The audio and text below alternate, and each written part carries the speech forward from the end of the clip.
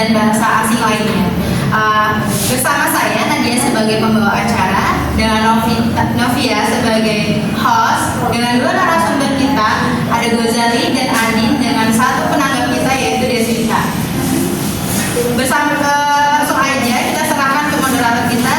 Novia, silakan. Terima kasih Nadia. Oke, halo pendengar setia.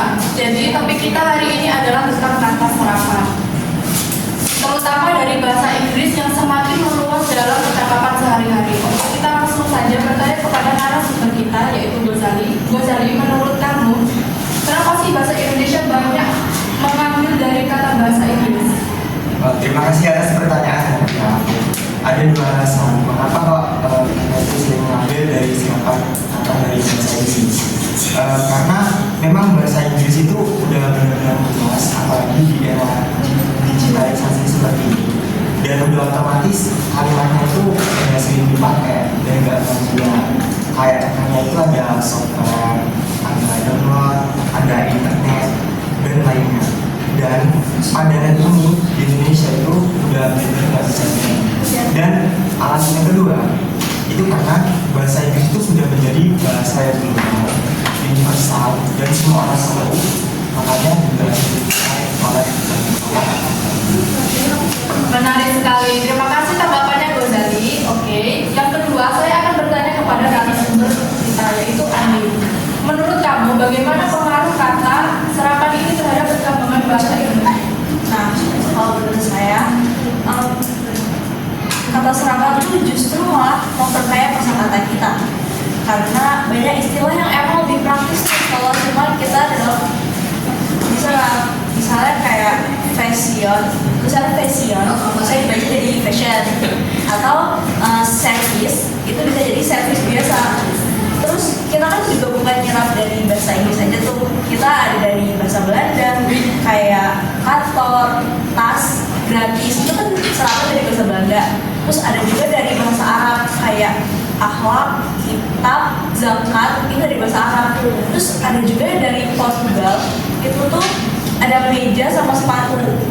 Nah, ini tuh nunjukin kalau bahasa Indonesia tuh dia tuh dari banyak unsur gitu, tapi kita tetap punya identitasnya kita sendiri. Tapi jangan semata-mata karena itu kita jadi terlalu sering menggunakan kata itu sampai lupa sama bahasa Indonesia kita sendiri. Terima kasih Adit. Jadi bahasa serapan itu tidak diambil dari bahasa Inggris saja ya teman-teman. Dan untuk sekarang kita akan bertanya pendapat dari penanggap kita yaitu Deswita. Bagaimana menurut kamu tentang pandangan kedua sumber kita di sini? Menurut saya pendapat Andin dan Gozali saling mendukung dan benar. Kata serapan memang mempermudah komunikasi kita, terutama di bidang teknologi dan profesional. Misalnya kata update sering dipakai karena lebih cepat dibanding pembaruan seperti itu. Nah, tetapi penting juga untuk menjaga keseimbangan. Kita boleh memakai kata seperti snack, meeting, atau download, tapi tetap tahu bahwa bahasa Indonesia punya padanan seperti makanan ringan, terus rapat, dan juga umum seperti itu.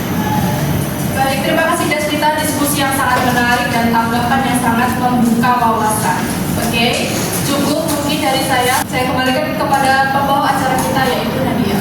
Terima kasih Novia, dan kepada semua narasumber dan penanggap kita hari ini. Diskusi ini kita belajar bahwa kata serapan terutama dari bahasa Inggris masuk karena kebutuhan komunikasi, perkembangan teknologi, dan pengaruh globalisasi. Namun di sisi lain kita juga harus tetap menjaga identitas bahasa Indonesia dan menggunakannya dengan tepat. Terima kasih sudah mendengarkan podcast kami dan sampai jumpa. Assalamualaikum warahmatullahi wabarakatuh.